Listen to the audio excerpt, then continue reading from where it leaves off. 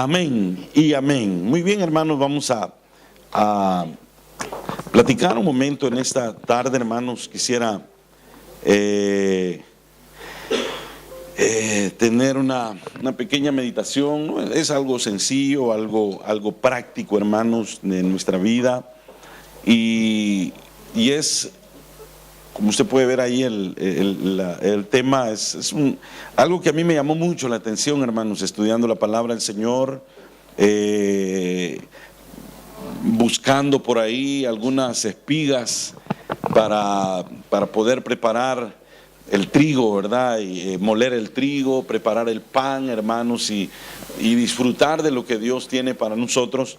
Me encontré con algo muy curioso, algo que es muy interesante, sí, que llama la atención, hermanos. Tal vez el tema no es algo muy de aquellas palabras que nosotros quisiéramos ser ministrados para crecimiento, pero en realidad tienen un crecimiento muy importante si nosotros lo ponemos en práctica, si nosotros podemos advertirlo, podemos verlo, hermanos, enfocarnos en nuestra vida personal o en nuestra vida congregacional, porque de esto se trata en esta tarde la meditación que vamos a tener. Y es que el apóstol Pablo, quiero platicar un poquito del apóstol Pablo, hermanos. Fue un hombre que él vivió los dos extremos, hermanos, de su relación con Cristo y con la iglesia de Cristo. El apóstol Pablo, antes de su conversión, antes de su conocimiento al Señor, fue un hombre, hermanos, que odió, pero con sus entrañas, con la profundidad, hermano, de sus pensamientos, él odió demasiado la iglesia de Cristo, al punto que podríamos decir, los conocimientos que él tenía legales y de cuestiones jurídicas, él había logrado obtener permisos de los gobernantes para ir saquear las iglesias, para matar a los cristianos. Tenía él licencia para matar, así literalmente, tenía licencia para matar. Él podía entrar a las congregaciones de aquel tiempo, llevaba una hoja y decía: esto me respalda para hacer lo que yo quiera en este lugar y con quien quiera. Y comenzaba, hermanos, la persecución, comenzaba la tortura a los creyentes que estaban reunidos en las iglesias en aquel tiempo.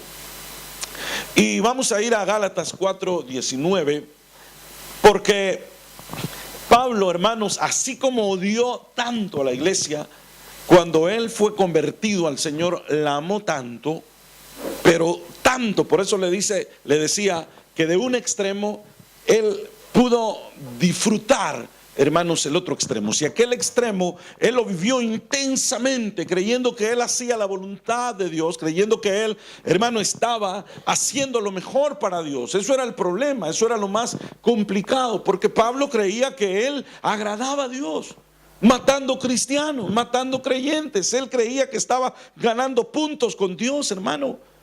Y luego, cuando él se convierte y Dios lo lleva al otro extremo, Pablo comienza a amar tanto la iglesia, pero un amor, hermano, al punto de que él se comparaba como una madre ama a sus hijos. Usted dígame, ¿cuál es el amor mayor terrenal que existe? ¿Acaso no es el de la madre amando a sus hijos, hermano? La Biblia lo dice. Y Pablo llegó a sentirlo así tan literalmente, no solamente por decirlo, sino que él sentía los mismos dolores que una madre siente cuando está dando a luz a sus hijos o cuando está por dar a luz, los dolores de parto. Por eso dice en Gálatas 4:19, mire, hijitos, les llamaba de una manera, hermano, así como cariñosa a los hermanos. Y le hablaba a una iglesia que no era como lo mejor que había, hermano. No estoy hablando en mal de la iglesia de Gálatas, pero los Gálatas se habían portado muy mal, hermano. Pero él se refiere a ellos, les dice: hijitos míos, por quienes vuelvo a sufrir dolor de parto. Él no está hablando de una forma, hermano, así figurada. Él no está hablando de una forma directa. Pablo podía percibir el dolor que una madre tiene, hermano. Él lo podía percibir cuando él dio a luz aquella iglesia, cuando él fundó aquella iglesia con dolores, cuando él, hermano, estaba viendo cómo crecían los hermanos y las cosas que pasaban. Él sufrió un dolor terrible, hermanos, en su alma.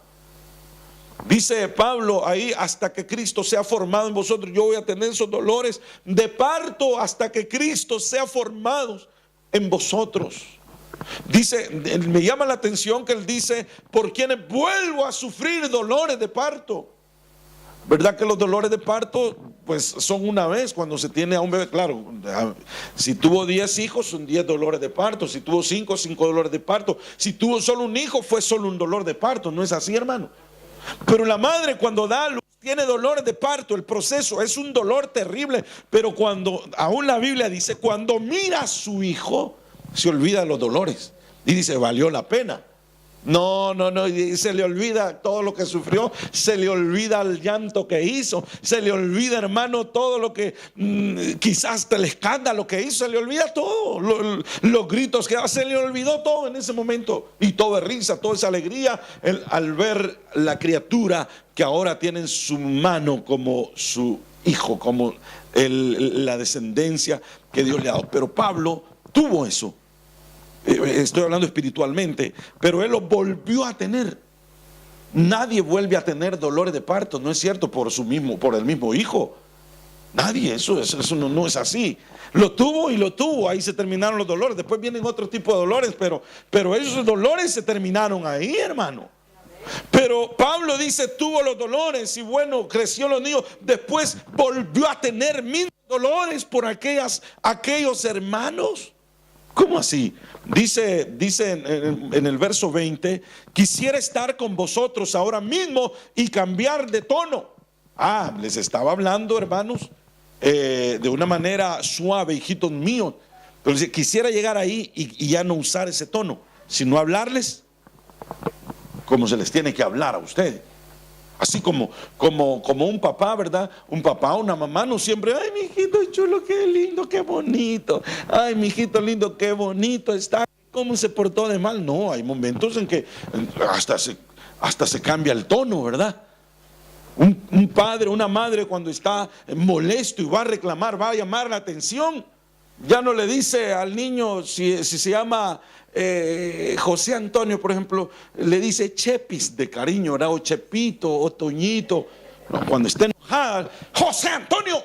Ay, el niño siente que se le vino el mundo, porque le dijeron todo el nombre, hermano, porque le completaron la frase, y sabe que no le están llamando para felicitarlo o para hacerle un cariñito, sino que para arreglar cuentas. Y eso es lo que le decía Pablo: quisiera yo estar frente a ustedes y cambiar de tono, porque la carta que estoy mandando, el papel, no va a soportar el tono con el que yo les quisiera hablar, o las palabras con las que yo les quisiera hablar, pues estoy perplejo, les dijo, perplejo en cuanto a vosotros. Pablo estaba de un lado a otro, y cuando le llegó, hermano, la información de la iglesia, lo que estaban haciendo, cómo esta iglesia había cambiado, se quedó perplejo. Inmediatamente les llama y les manda una carta, les escribe y les manda una carta. Entonces Pablo, hermanos, vivió esos dos extremos, el extremo de odiar tanto a la iglesia, pero eso se transformó en un extremo de amarlos tanto que no le parecía que ya se van a componer estos. Si es parte del proceso que están pasando. No, hermano, él sufría dolores de parto cada vez que miraba que la iglesia, hermanos, habían cambiado la verdad por la mentira, habían cambiado, hermano, el buen testimonio por las cosas que no convenían en cuanto a la iglesia del Señor. Y por eso le ponía a este tema los temores de Pablo, porque aparte de los dolores, él tenía temores en su corazón. Habían temores que lo embargaban. Un temor no lo deja tranquilo a uno. Un temor le puede quitar el sueño. Un temor, hermano, le causa ansiedad, le causa estrés a una persona. Y Pablo percibía, hermano, esa situación a raíz de los temores que él tenía. De los temores que él percibía de la iglesia. Los miraba, hermano, demasiado. Sobre todo dos iglesias eran las que tenían ese problema: la iglesia de Gálatas y la iglesia de Corinto, que eran las dos iglesias que le daban verdaderos problemas a Pablo, hermano. Había muchas iglesias, bonitas las iglesias, hermano, que Pablo se gozaba, pero había iglesias donde hasta él lo maltrataron en algún momento, hermano. Cuando Pablo llegaba en algunos lugares. Se imagina que había una iglesia que creo que era la iglesia de Corinto, era que los hermanos hasta hacían elecciones para ver cuál predicador era el mejor para ellos. Y algunos decían: no, a mí me gusta Apolos, decía, porque Apolos era un maestro de la palabra, pero que lo dejaba, hermano, viendo lucitas cuando les enseñaba. Pero Pablo les llegaba a enseñar, hermano, cosas prácticas, cosas, bueno, que era profundo también, pero Pablo como que les llamaba más la atención a vivir una vida en santidad. Y mucha gente lo rechazaba, mucha gente: no, a mí Pablo no me gusta. A mí Pablo, el apóstol Pablo, que me perdone, bonito habla, pero no, yo con él no. Y otros decían: yo ni Apolos ni Pablo, yo soy de Cristo, decían, y estaba bien dividida la iglesia. Esas eran las situaciones que se tenían que vivir. Pero en Gálatas capítulo 4, hermanos, verso 11, ahí está el primer temor de Pablo. Y allí usted lo puede ver en la palabra del Señor. Y dice Pablo: me temo de vosotros. Tenía temor de ellos. Tenía ciertos temores, hermano. Pablo había invertido su tiempo, sus fuerzas, había dedicado, hermano, tiempo, había dedicado tanto esfuerzo, había dedicado su salud. Porque, hermano, él se agotaba su salud, hermano. Él se acababa físicamente con tal de que la iglesia progresara, con tal de que la iglesia saliera adelante, hermano. Y Pablo dice: temo de vosotros que haya trabajado en vano con vosotros.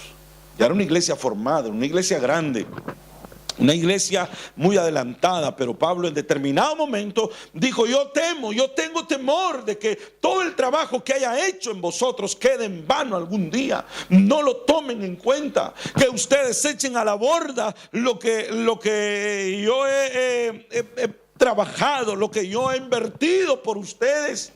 Hermano, aquí Pablo manifiesta la frustración que cualquier hombre, cualquier persona que invierte en el evangelio, que invierte, hermano, en el camino del Señor, sobre todo su tiempo, su salud, su fuerza, hermano, su vida misma, estaban al borde, hermano. ¿Por qué? Porque el mismo mensaje que Pablo había predicado en otros lugares en los cuales tenía éxito la palabra de Dios, el cambio en la gente en la iglesia de Gálatas no lo veía. Y él está manifestando, hermano, la frustración de que el mensaje predicado, el trabajo y el tiempo invertido con ellos fueran poco aprovechados. Eso era lo que Pablo le preocupaba.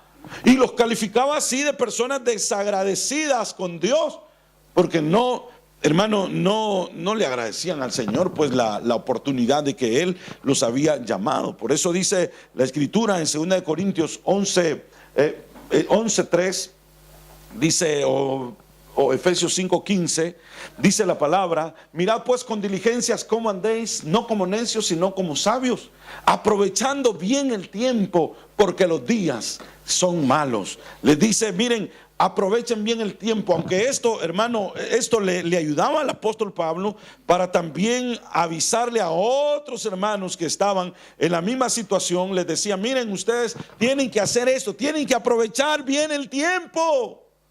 Tienen que hacerlo de esta manera. Nosotros debemos de esforzarnos, hermano, para que la palabra del Señor corra y sea glorificada. Que la palabra del Señor, hermano, lo que nosotros podamos verificar, que lo que nosotros podamos entender, sea en nuestra vida, se vaya formando, hermano, un bagaje, que cada día que pase, que cada culto que usted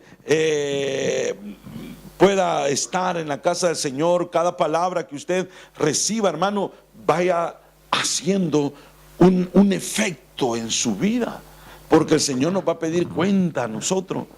Algunas personas les va, mire hermano, en el tribunal de Cristo, el Señor nos va a pedir cuenta a nosotros, hasta de los minutos que estuvimos en la casa del Señor, hasta las horas que estuvimos en el templo, las horas que pudimos estar en la casa del Señor y no lo estuvimos. Cuando estemos delante del Señor, el Señor nos va a preguntar: a ver, ¿cuántos años fuiste cristiano? Pues yo tuve tantos. ¿Cuántos mensajes oíste? No, Señor, nunca llevé la cuenta. Te lo voy a decir. Le va a decir el Señor: mira, recibiste, supongamos, hermanos, que le está hablando el Señor a una persona que llegaba los martes, los jueves y los domingos a la iglesia. Dice: vos recibías cada año aproximadamente 170 mensajes. Por ahí anda la situación. ¿Y cuántos ponías en práctica? Ay, Señor, ahí sí me agarraste. No, sí, en todo te agarro, papito. Si no hacías nada. Entonces dirá alguien: entonces yo salgo ganando, hermano. Solo iba a los domingos. Momento. ¿Cuántos cultos fuiste? Señor, yo fui por 5 años solo los domingos, Señor. Yo sí voy en ventaja. Muy bien. ¿Cuántos domingos tiene el año? 50, digamos, 50, Señor. 50 mensajes, ¿verdad? Por 5, ¿cuántos salieron? Ay, hermano, como 250 más o menos, ¿verdad? ¿Y cuántos ponías en práctica? Señor, si yo antes me acuerdo del verso de introducción que daba el hermano, ¿cómo me iba a acordar de lo demás? ¿Qué cuenta le vamos a dar al Señor? Por eso dice el apóstol Pablo: aprovechando bien el tiempo, porque los días son malos. Cada día, cada minuto que pasa cuenta, hermano, cuenta en la edificación. Ojalá que el Señor no nos tenga que decir a nosotros, como Pablo le decía a la iglesia de Cristo: ay, yo temo que mi trabajo con ustedes haya sido en vano. Por eso le decía hace un momento que el primer temor que tenía Pablo era el trabajo en vano. Que fuera una iglesia en vano, pues. Que fuera una iglesia solo de apariencia, pues. Y todo no está estructurada. Viene el primer viento y la tira al suelo. Viene, hermano, la primera tormenta y desaparece. ¿Por qué? Porque no tenía base sólida. Temo que mi trabajo con usted ha sido en vano. Aunque pusimos bases, aunque pusimos esfuerzo, no se ve la edificación. Por eso la iglesia de Cristo, hermano, tenemos que estar cada día dando frutos dignos de arrepentimiento, frutos dignos del testimonio de Cristo, frutos dignos de la santidad del Señor. Eso es lo que la iglesia de Cristo debemos de estar trabajando y edificando. No como hermano, no como aquel que contaba la experiencia era como un campesino que había subido al pueblo y quería comprar un pastel porque había iban a celebrar algo, y él fue a la ciudad, subió al pueblo a comprar un pastel y llegó a la pastelería y miró en la vitrina un pastel, hermano, así con el turrón por acá de todos colores, y miraba que tenía fruta. Y vio otros por ahí, pero no le llamaron la atención, sino que ese quería él. Y entró a hablar y le dijo al que estaba vendiendo: yo quiero un pastel, pero el que me gusta es ese, decía. No, señor, ese pastel parece pastel, pero es de cartón, le decía. Eso no es pastel, eso es de yeso, eso no se come. ¿Cómo así? Si es el más bonito que todos los pasteles reales. O sea que todos los demás sí eran comestibles, pero el que más le gustaba a él era el que no era comestible, era el que no tenía sabor, solo era apariencia. Por eso, hermano, Pablo, el temor que tenía que la iglesia que él estaba enviando la carta fuera una iglesia solamente de apariencia. Una iglesia que canta bonito, una iglesia que se oye bonito, una iglesia que hace bonito, una iglesia que se aman bonito, pero cuando viene, hermano, el momento de la prueba, aquello era solamente de cartón, era como el pastel pintado. Que el Señor nos encuentre, hermano, haciendo su voluntad a nosotros cuando la palabra del Señor así lo establece en nuestras vidas. Amén, hermano. Entonces era el primer temor del apóstol Pablo. Les dice, miren con diligencia, aprovechando bien el tiempo, porque los días son malos.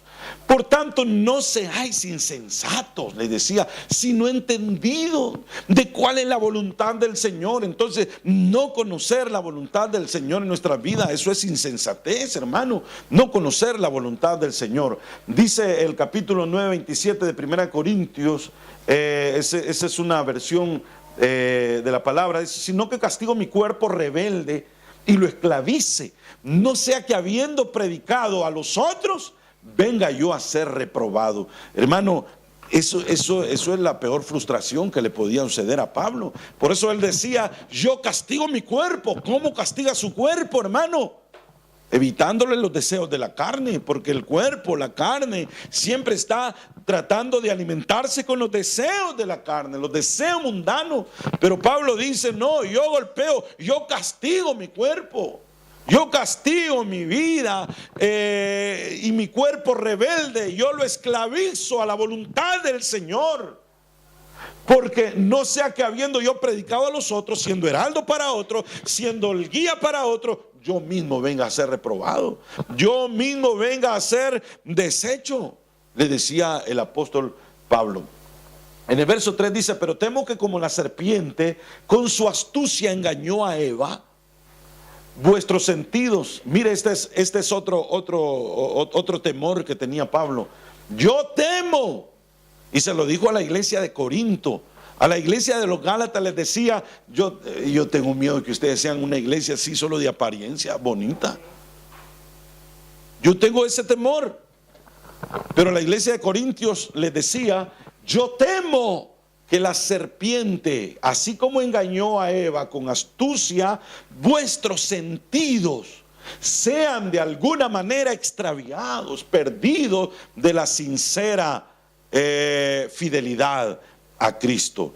En la versión Jerusalén dice, bueno, el temor que tenía el apóstol Pablo era de que los hermanos de la iglesia de Corinto tuvieran sentidos extraviados.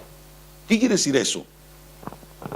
En esta Biblia, hermanos, en esta versión dice, pero temo que como la serpiente engañó a Eva con su astucia, también corrompa vuestros pensamientos, los corrompa, apartándolos de la sinceridad y de la santidad debidas a Cristo. Lo que temía Pablo era de que aquella gente se volviera una gente, hermano, hipócrita, una gente llena solamente volvemos a lo mismo, de apariencias también, no una vida de santidad, la santidad que se le debe a Cristo, hermano. Y le decía, yo temo que la serpiente engañe, extravíe vuestros sentidos. Los sentidos, hermano, que Dios nos ha dado para comunicarnos con Él, que el enemigo los toque, hermano, y dejemos de ver con nuestros ojos a Cristo, dejemos de oír con nuestros oídos a Cristo, dejemos de percibir con nuestro olfato, hermano, el olor a Cristo. Que nosotros dejemos de palpar con nuestras manos a Cristo. Por eso dice la palabra de Dios, lo que nuestras manos palparon, lo que nuestros ojos vieron, lo que nuestros oídos oyeron, porque estaban conectados. Y el apóstol Pablo teme que la iglesia del Señor, hermano, sean extraviados y seamos como los mismos Gálatas. Le decía Pablo, ¿quién los fascinó? Y esa expresión, ¿quién los fascinó? ¿Quién les enseñó otro evangelio? Cuando Pablo les escribe de un tono, hermano, muy fuerte. Y le dice, ¿quién los fascinó? Fascinar es hipnotizar. ¿Quién los hipnotizó? ¿Quién les enseñó? ¿Quién los apartó de la sincera fidelidad de Cristo? ¿Quién hizo eso? Porque la iglesia de Gálatas se habían apartado, se habían desviado. La vida también de los hermanos de Corinto, hermano, sus sentidos estaban ya puestos, hermano, a la voluntad del enemigo, a la voluntad de la serpiente.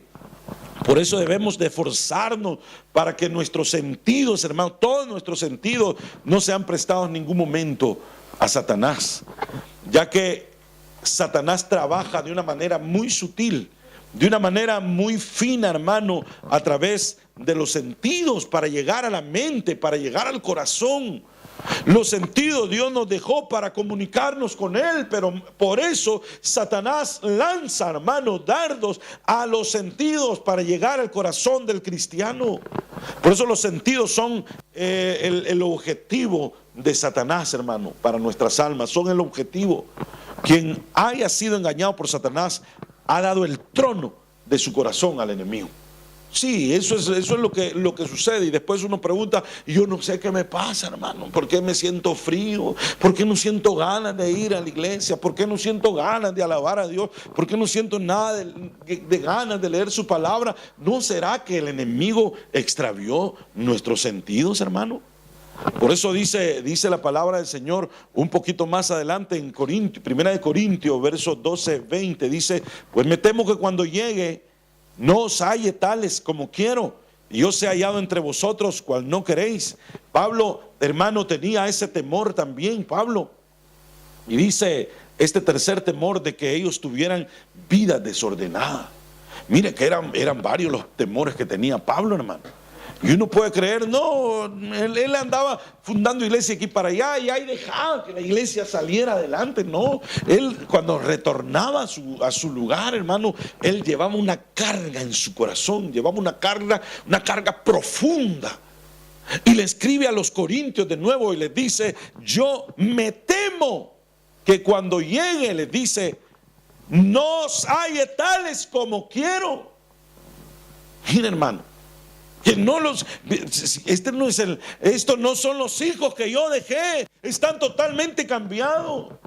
Esas no son las palabras que yo te enseñé, esas no son las costumbres que yo les enseñé, decía Pablo. Y yo sé hallado de vosotros cual no queréis, les decía, que haya entre vosotros. Y miren lo que él consideraba, que cuando Pablo decía, yo temo no hallarlos como yo quiero hallarlos. Que cuando yo regrese, yo temo que ustedes tengan otras actitudes, no las que yo quiero ver en ustedes. Les dice Pablo, hermano, yo temo que haya entre vosotros contiendas. Yo lo que temo es que ustedes se hayan vuelto, ¿qué es ser ¿cómo sería? Contendioso, hermano. Es pleitisto. Es una persona que siempre está como pendenciero, pues. Envidias. Que hayan gente, no quiero hallarlos envidiosos. No quiero hallarlos pleitistas. No quiero hallarlos bravos. Pero no bravos de qué bueno, sino bravos de enojados, pues. No quiero hallarlos divididos. No quiero hallarlos con palabras desordenadas. Mire, hasta eso les decía, hermano. No quiero que hayan murmuraciones entre ustedes. No quiero que hayan soberbios. No quiero que hayan desordenados. No quiero. Yo me temo llegar y encontrarlos así como yo no quiero. Estaba afligido Pablo, hermano. Y en el verso 21 continúa: yo temo que cuando vuelva me humille Dios entre vosotros. Porque él se iba a sentir humillado de ver la iglesia que no era la que él quería, la que él deseaba presentarle a Dios. Porque Pablo dice, hermano, que los ministros, los siervos, los apóstoles, los pastores, dice que están preparando la iglesia, por supuesto con la ayuda del Espíritu Santo, pero eso es una representación terrenal para preparar una iglesia y presentársela limpia delante de Dios, una iglesia pura y sin mancha. Es como que alguien se vaya a casar y contraten a un mayordomo para que él prepare la novia.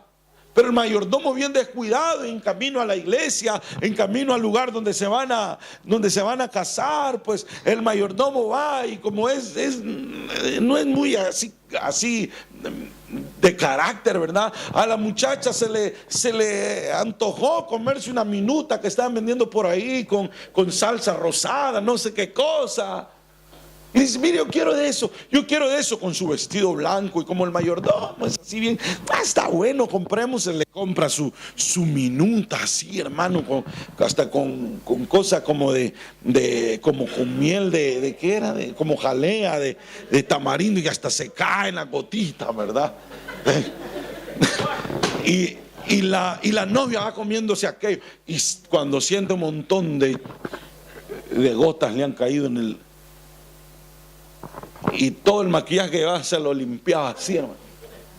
O agarraba el velo y se limpiaba con el velo, hermano. Y va a presentarse en una sala muy importante. ¿Usted quién va a tener la culpa? ¿A quién va a sentirse humillado ahí? ¿Acaso no es el mayordomo el encargado de que todo fuera perfecto?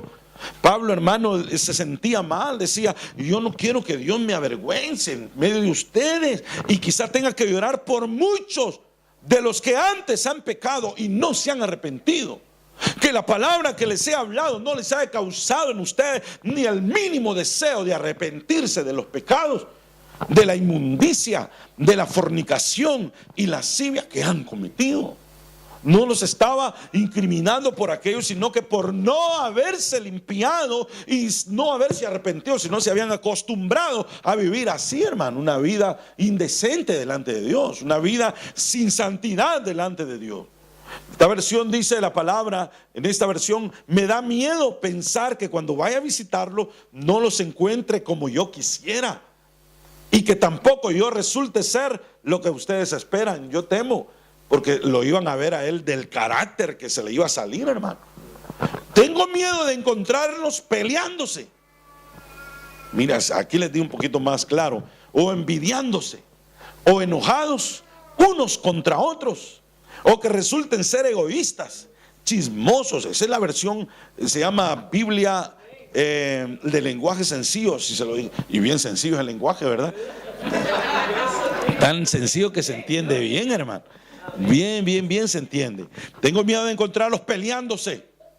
¿A qué papá le gusta que cuando sus hijos se están engrescados ahí, hermano, el niño tiene del pelo a la niña y la niña tiene mordiendo al otro y se están dando? ¡Ay, qué bonito! ¿Quién gana? Como que son gallitos de pelea. No, sí, ahí es donde se los cuadran los dos, hermano, porque se tienen que respetar. Y cuando se respetan, cuando se cuidan a sí mismos, ¿acaso no es un orgullo para un padre eso, hermano? Pero Pablo les decía, yo no quiero llegar y encontrarlos peleándose, o envidiándose, o enojados unos contra otros, o que resulten ser egoístas, chismosos, murmuradores, orgullosos y alborotadores. Eso no quiero, decía Pablo. Eso es lo que menos quisiera en medio de ustedes. Y como es un lenguaje sencillo, hermano, como es algo bien práctico, yo le puse así literalmente. Pablo el temor de Pablo era encontrarse en la iglesia que fueran pendencieros. Pendenciero es una palabra que se usa cuando se dice pleitistas, pues. Y hay gente que solo vive peleando, hermano. Se pelea, cuando no hay con quién pelear, aunque sea con el chucho, pero con alguien tienen que estar peleando, hermano. Pelear es su vida, es su estilo de vida, discutir. Mira a todos como contrarios, mira a todos como adversarios, hermano. No se siente en paz ni consigo mismo, mucho menos con la gente. Para él todos lo quieren dañar. Para una persona pleitista todos lo quieren dañar, y su forma de ser siempre es a la defensiva. Pero como para pelear siempre se necesitan dos, ¿verdad? Así es que huya del pleitista, hermano. Déjelo solo, peleando solo. Al fin y al cabo, el que pelea solo es como un loco, ¿verdad? Es que se esté pegando él solo, hermano, como no hay con quien pelear, que se arañe el solo, que se jale el pelo el solo, porque se necesitan dos. Que nosotros no seamos el segundo, el contrincante, el adversario del pendenciero. Porque Pablo dice, no quiero hallarlos peleándose, no quiero encontrarlos peleándose, no quiero encontrarlos de esa manera. Dice la palabra del Señor, hermanos, en Filipenses 4:2. Miren, en la iglesia de Filipo, Pablo, a los oídos de Pablo llegó un caso, hermano. Y Pablo les escribió a los hermanos, allá al pastor de la iglesia en Filipo, y le dijo, resulta que habían dos hermanitas, hermano, en la iglesia. Una se llamaba Evodia y la otra se llamaba Síntique. qué nombrecito, ¿verdad? Así se llamaba la hermana Evodia y la hermana Sintique. Les vamos a decir la hermana Evo y la hermana Sinti, para así seguramente les decían. Resulta que la hermana Evo y la hermana Sinti por todo se peleaban. Estas hermanas, siempre, si la una decía yo quiero rojo, la otra decía no, yo quiero azul. Si la una decía yo quiero esto, la otra decía, siempre estaban contrariadas. Y tenían liderazgo, pues. Entonces el problema es que se pasaban llevando de encuentro a otra y habían generado en la iglesia un caos. Tenían dividida la iglesia. Siempre sabían que una era contraria a la otra.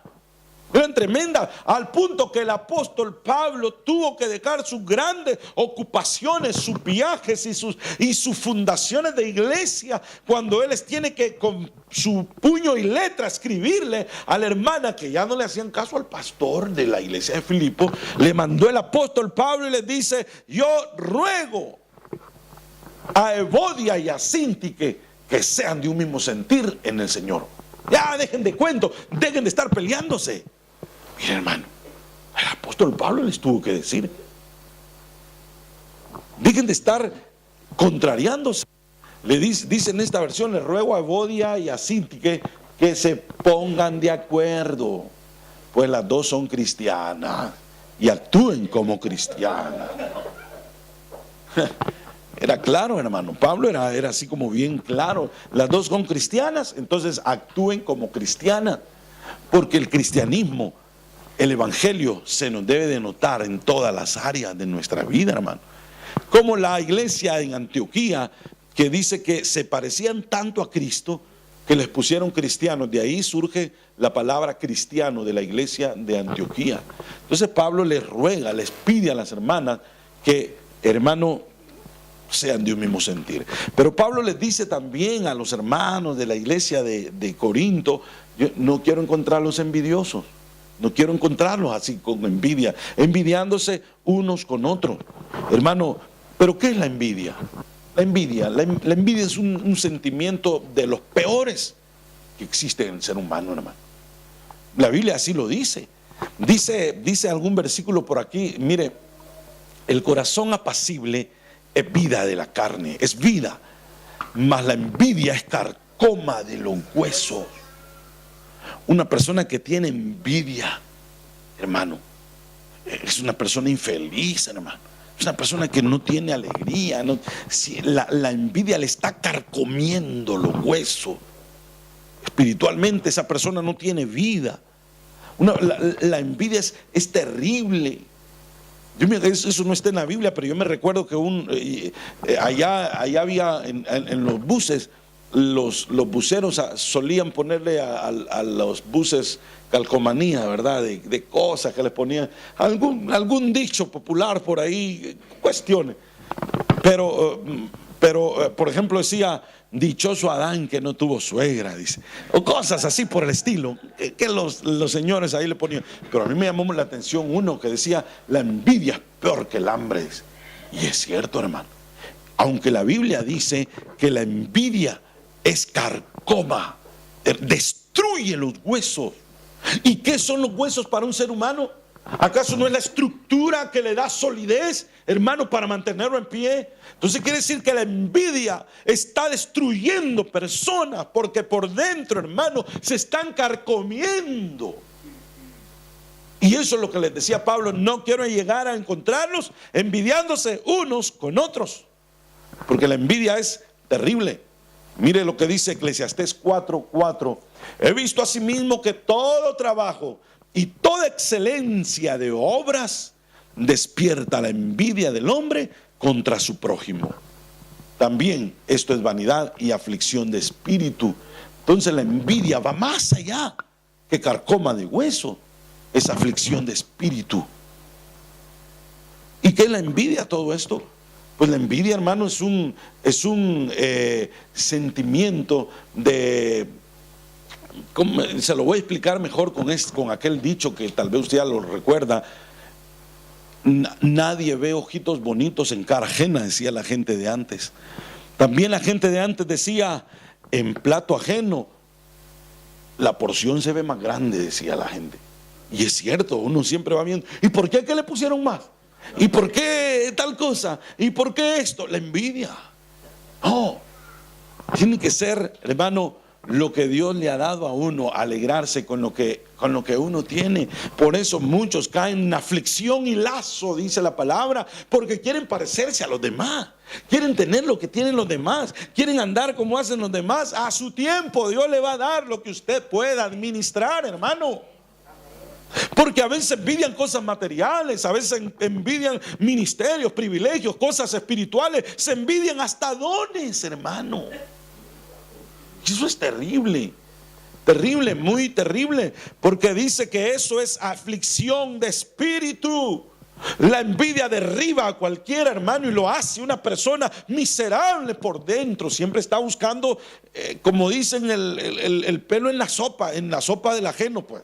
Siempre está buscando, ve que esos zapatos, los que yo quería, no, pero fiados los han de andar. Lo sabe pagar con cuota de plancha, o sea, $1 diario. No, eso quizás de cachada los compró, o cualquier cosa, hermano.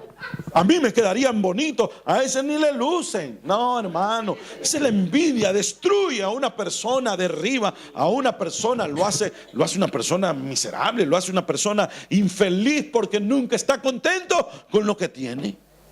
Nunca está contento, siempre quiere tener lo que tienen los demás. Siempre, hermano, no solo desea, sino que procura ver mal a aquel que posee lo que él quiere.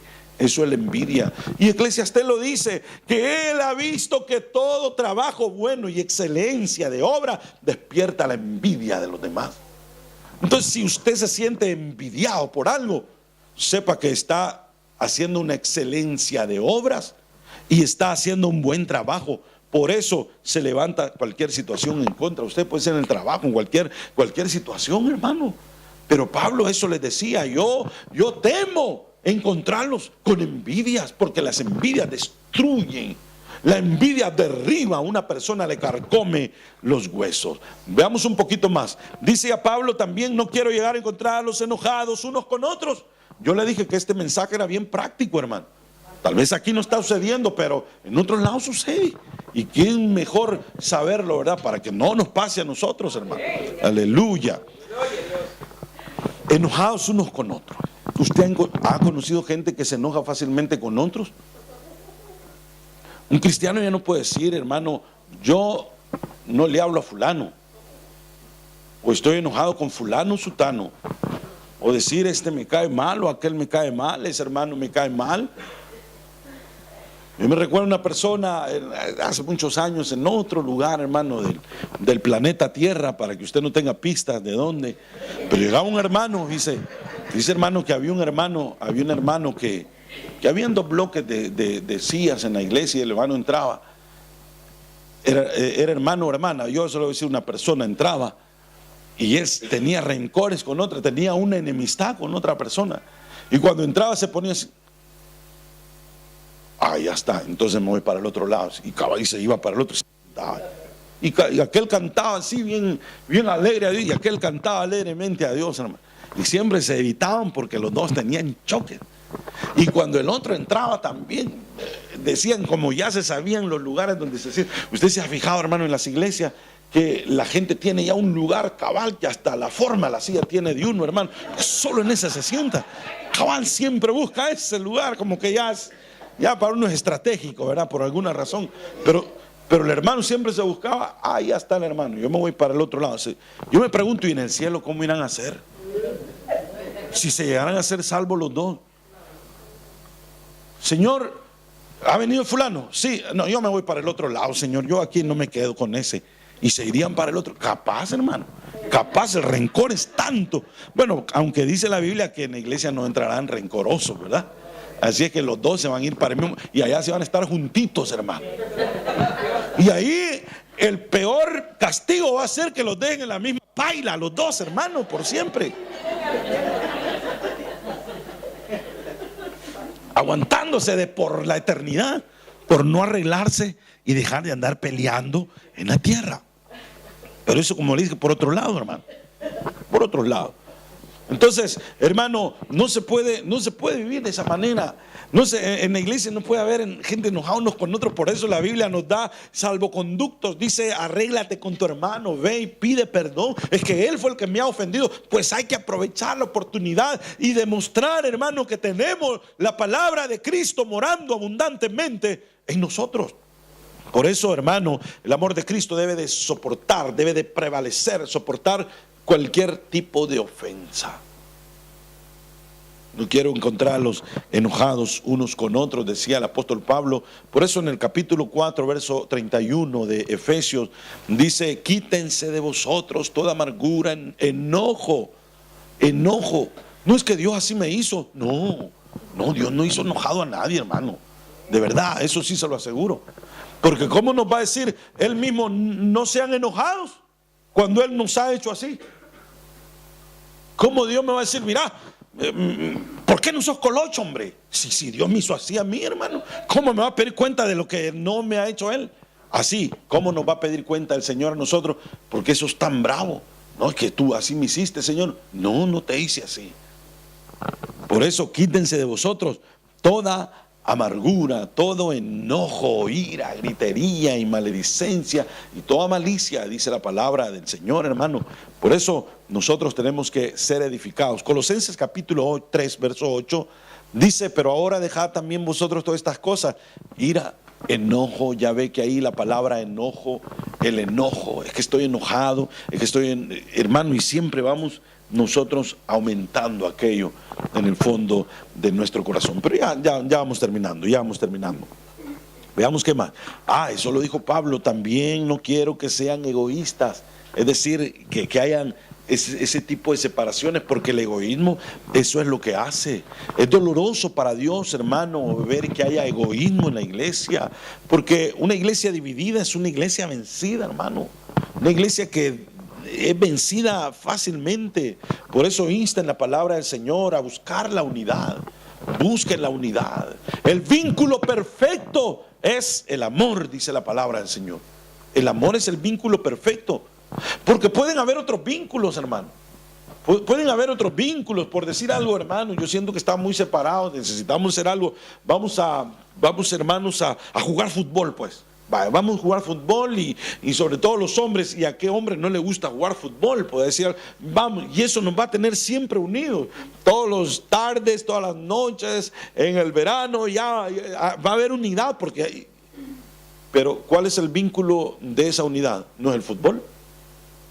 Y siempre el equipo que pierde siempre se enoja con el otro, entonces ahí se dividen. O que aquel hermano mucha leña mete y empiezan otro tipo de situaciones.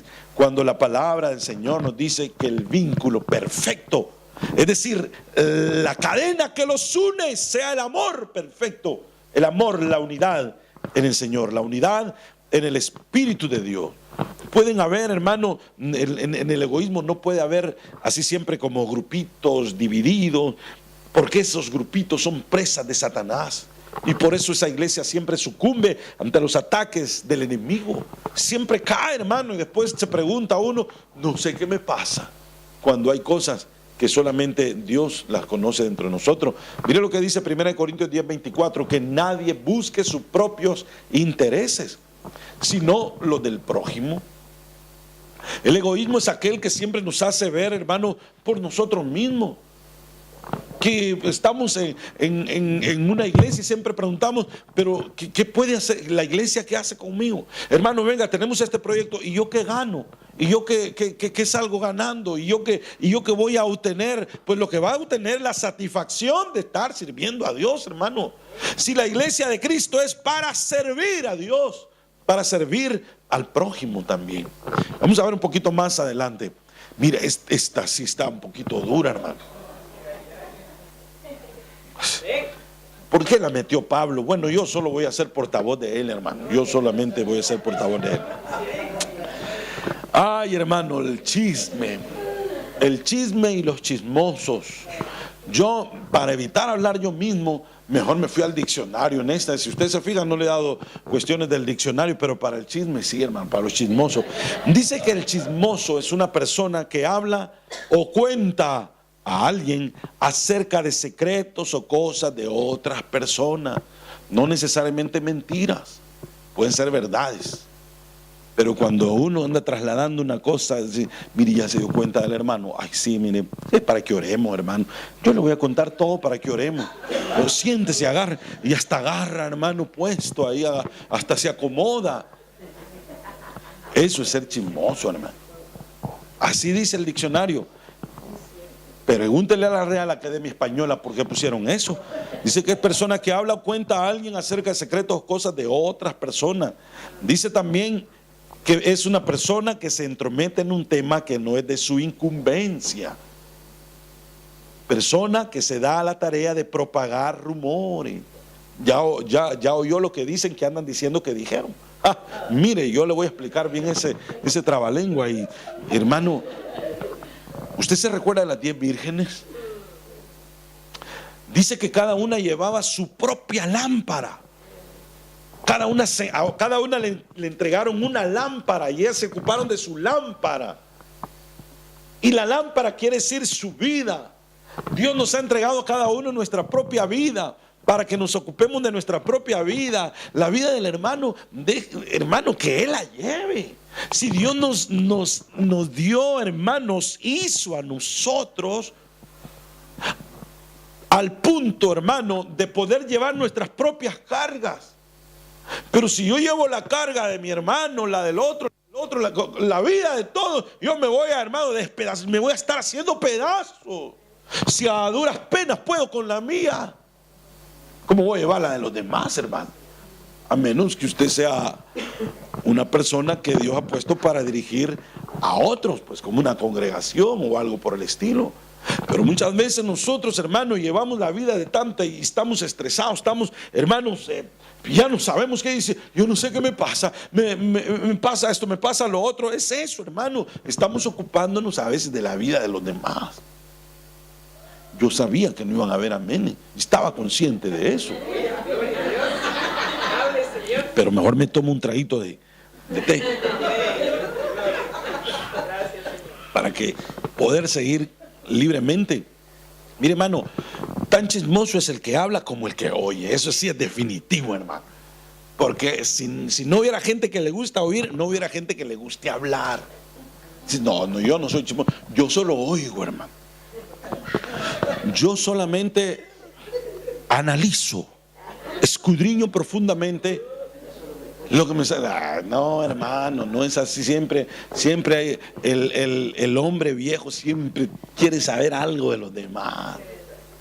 Sobre todo cuando tienen que ver con uno, hermano. Si a mí me dicen, hermano, viera lo que andan diciendo. Si usted supiera.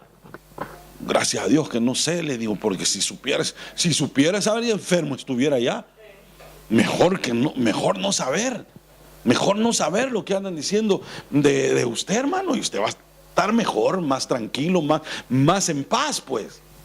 Pero cuando, hermano, vienen cosas a nuestra vida, en una ocasión el Señor Jesús les llamó a los discípulos y les dijo: miren, ¿y la gente qué andan hablando de mí? ¿Qué dice la gente que soy yo? Hermano, los discípulos dijeron: ay, el Señor ya cayó en la trampita de que ya le gusta saber lo que andan diciendo de él, lo que andan diciendo los chismosos. Pero todos tenían una respuesta, porque uno dijo: Señor, yo he oído un día que fui al mercado a comprar las cosas del mandado, como la patita, ¿verdad? Y yo estaba oyendo que la señora que vende ahí estaba hablando de ti y decía que tú eras un farsante, que te parecías al profeta Elías, pero que no eras. Eso dicen, sí. Y el Señor le preguntó a otro: ¿y tú quién? Yo la otra vez fui al panadero y el panadero dijo que tú te parecías a Juan el Bautista. Y el otro tenía otra, y todos tenían una opinión, porque todos estaban al pendiente de lo que decía la gente, hermano. Pero cuando el Señor los agarró, es que el Señor era tremendo, hermano. Ahora, ¿y ustedes quién dicen que soy yo? Ni uno sabía qué decir, hermano. Nadie sabía. Porque todos sabían la vida y milagro de lo que dice la gente, pero de ellos mismos nadie estaba poniendo atención. Hasta que se levantó uno y dijo: Señor, tú eres el Cristo, el Hijo del Dios viviente. Y inmediatamente el Señor lo corrigió, le dijo: Pedro, Eso no te lo reveló carne ni sangre, no te la creas que fuiste vos. Mi Padre que está en el cielo te lo sopló ahorita, te lo acaba de decir. Por eso, hermano, es bien importante esto, que nosotros verifiquemos. La amada del Cantar de los Cantares dice, mis hermanos se enojaron contra mí, me pusieron a guardar otras viñas, y la viña que era mía, mi vida, no cuidé, no guardé por estar pendiente de la viña de los demás. Es tremendo eso, hermano. Dice, mire, Proverbios 16, 28, dice, el hombre perverso levanta contienda, y el chismoso aparta a los mejores amigos. Mire, hermano, el chismoso siempre a los mejores amigos los ahuyenta por su chisme, pues. Mire lo que dice Proverbios 18, 8 y 26, 20 dicen exactamente lo mismo. Las palabras del chismoso son como bocado suave, hermano. Es que, mire, yo le voy a contar algo aquí, pero que usted me cae bien, usted me inspira confianza, ¿sabes? Y le traigo la última. Si hace periodista hubiera sido, hermano, esa persona, porque se las averigua a saber cómo, pero las tiene calientita la información. Las palabras del chismoso son como bocados suaves y penetran hasta las entrañas. Enferman, hermano. Enfermas, se penetran hasta, no se quedan así como en el estómago, se van hasta las entrañas, el hígado, los riñones, el páncreas, los intestinos, afecta todo, hermano, enferma todo. Yo les aseguro que, hermano, estas cosas tienen a muchísima gente enferma y no saben, van al médico y le dicen, no, usted no tiene nada. ¿Y cómo que no tengo nada? Me duele todo. Si hasta el pelo me lo toco y me duele todo, Señor, yo estoy enfermo, pero no le hallo nada. ¿No será que se comió un bocado suave esa persona y tiene todo enfermo, hermano, las entrañas? Eso es terrible, hermano. Proverbio, 26:20 dice, sin leña se apaga el fuego, y donde no hay chismosos cesa la contienda. Mire, hermano, cuando no hay una persona chismosa, no hay ni contienda, no hay pleito, no hay nada, hermano, porque el chismoso siempre es como leña para fuego que enciende cada vez. Vamos a pasar a lo demás. Esta sí es, no, esta también, hermano, esta también es, pero ya solo esta nos va quedando más difícil, se lo prometo. La murmuración, no murmuradores. Yo espero que no hayan murmuradores, decía el apóstol Pablo. Pero los murmuradores, una persona murmuradora es aquel que nunca está de acuerdo en nada. Siempre está murmurando. El chismoso es el que traslada información, pero el murmurador siempre es el que está, no, yo no estoy de acuerdo. Eso no es, hermano, está como murmurando, no habla, pues no tiene una voz oficial. No siente y dice, mire, yo no estoy de acuerdo con esto, por esto, y presenta una razón por la que no está de acuerdo, y presenta también una solución. Pero un murmurador no, un murmurador es el que está escarbando, es el que está por bajo, hermano, el que está siempre hablando, no lo dice como una voz oficial, sino que afecta a los demás. Él siempre tiene una mejor opinión, siempre tiene una mejor propuesta, pero nunca la hace. Siempre está contrariando, sobre todo murmura, hermano, contra sus autoridades, contra sus padres, contra quien sea autoridad para él. Por eso, hermano, es incitado por Satanás. Eso es incitado por Satanás, porque él sabe que el que se opone a la autoridad, a lo establecido por Dios, se opone quien sea que fuera la autoridad y en cualquier rango que sea la autoridad. A causa de la murmuración, hermano, murieron miles de una sola vez, murieron miles en el desierto hasta quedar postrados, dice la palabra de Dios, y no pudieron entrar en la tierra prometida. Por eso el Señor dice a los Filipenses 2:14, le dice, haced todo sin murmuración ni contiendas. Hagan todo sin murmuración. Eso es difícil, hermano. Usted mira, si usted tiene hijos, le dice limpiar la ventana, solo yo, y la hace bravo, hermano. Lo está haciendo murmurando, no lo hace bien, porque lo está haciendo murmurando. Y cuando Dios nos envía a hacer algo, cuando estamos sirviendo al Señor, estos hermanos, como dejan estos hermanos aquí, estos hermanos allá, estamos murmurando. Estamos haciendo las cosas de la manera en la que no es agradable al Señor. 1 Corintios 10:10, mire lo que dice, hermano. Ni murmuréis como algunos de ellos murmuraron y perecieron por el destructor. La murmuración abre puertas al destructor, hermano. Hay personas que murmuran, mire, hermano, se lo voy a decir así, claro, y quizás sea fuerte, pero hay personas que murmuran siempre frente a personas que son más débiles. Expresan sus quejas frente a personas que tal vez dicen, uy, ¿y esto cómo es? Y se enferman los débiles rápidamente, hermano. Hay personas que murmuran frente a sus hijos, hermano, en sus casas, llevan la murmuración. Yo me recuerdo un hermano que era agrónomo. Él contaba, era una experiencia, contaba de que habían para matar las hormigas que molestaban los sembrados, porque usted sabe que las hormigas tal vez es un hoyito el que se mira, pero por dentro hay una gran ciudad, hermano, de hormigas, tremendo. Y mataron hormiga por hormiga, siempre regaban, habían miles de hormigas muertas, al siguiente día estaban igual, porque habían millones de hormigas en ese agujero. Entonces dice que lo que hacían, inventaron un veneno, un tipo de veneno que lo regaban por ahí, y ese veneno lo que hacían era de que las hormigas era atractiva para ellos, lo agarraban y las hormigas se lo llevaban para el hormiguero, lo guardaban por ahí, lo almacenaban. Llevaban otro y lo almacenaban y lo regaban todo. Pero ese veneno, con la humedad de la tierra y todo eso, se empezaba a expandir ¿cómo se llama? Un veneno ya que las hormigas, cuando lo respiraban o estaban en medio de eso, no era necesario comérselo, sino que les contaminaba todo el hormiguero y rápido los mataba. Así era. Entonces las mismas hormigas que iban a buscar comida agarraban y llevaban su veneno para adentro, y allá adentro mataba a todas las hormigas. O sea, no era necesario que las hormigas salieran a comer allá afuera, a buscar el mal para morirse. Entonces a mí se me puso a pensar, a mí, hermano, que eso es lo que muchas veces hacemos nosotros, o podríamos estar en peligro, hermano, cuando murmuramos frente a nuestros hijos, por ejemplo, más si se refiere a autoridades, ¿verdad? Más si se refiere a hermanos o al trabajo, cualquier cosa, y siempre estamos criticando y hablando mal, hermano. Y estamos, hermano, llevando el veneno a las propias casas, hermano. Esto es bien delicado y bien grave, yo se lo tenía que decir, y destruye a los hijos, destruye las familias, hermano. Por eso cuando crecen no quieren nada con Dios, porque han oído demasiado, y para ellos les parece que la iglesia, que el evangelio no es útil para ellos, que hay mucha gente hipócrita, que hay mucha gente mala, que hay mucha gente malvada.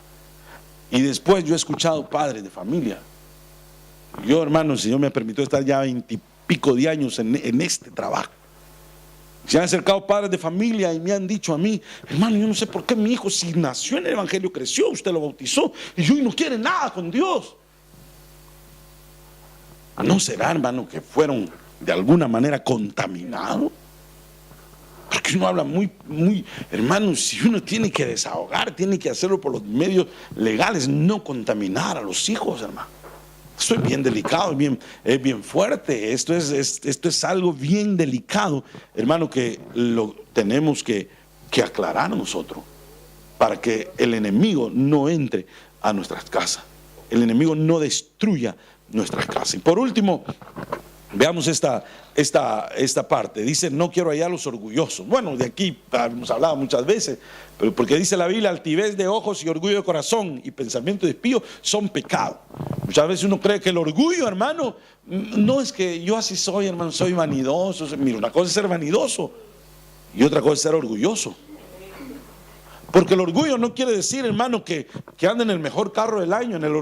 Puede andar, yo he conocido gente con el mejor carro y humilde, y he conocido gente quizás que ha subido en kites, hermano, pero tienen un orgullo, hermano. Esta gente sí que tremenda, hermano. Y por eso el orgullo y la humildad no tiene nada que ver con la ropa, no tiene nada que ver con los zapatos, sino con actitudes del corazón. con la actitud del corazón. Dice, bueno, alborotadores. De aquí ya vamos corriendo, hermano, porque ya el tiempo se nos fue. Y este sí es la vuelta. Alborotadores. Alborotadores, 1 Pedro 3:4, dice, si no el interno, dice que es lo más importante para un cristiano, no es la apariencia externa, sino el interno, el del corazón, en el incorruptible ornato de un espíritu afable y apacible que es de grande estima delante de Dios. Alborotador, hermano, es una persona que siempre está causando problemas, siempre está alborotando todo, alborota masas, pues. Dice esta misma versión, este mismo verso en otra versión, vuestros adornos sean en el corazón, que consiste en la incorrupción de un espíritu manso y tranquilo. Eso es lo que Dios nos pide, hermano, un espíritu manso y tranquilo. El Señor peleará sus batallas, no se preocupe, el Señor pelea sus batallas. Esa es la hermosura en la presencia de Dios, un espíritu manso y humilde de corazón. Aleluya. Bueno, ¿qué más podríamos decir? Solo que Dios tenga misericordia de nosotros, hermano. Que lo que el apóstol Pablo temía, el haber predicado en vano, que los sentidos fueran extraviados y que la iglesia se llegara a vivir una vida desordenada, eso temía, eso lo temía en lo profundo del corazón. Que el Señor nos ayude y nos libre, hermano, a nosotros. ¿Se puede poner de pie un momento? Esto es lo que el Señor puso en nuestro corazón.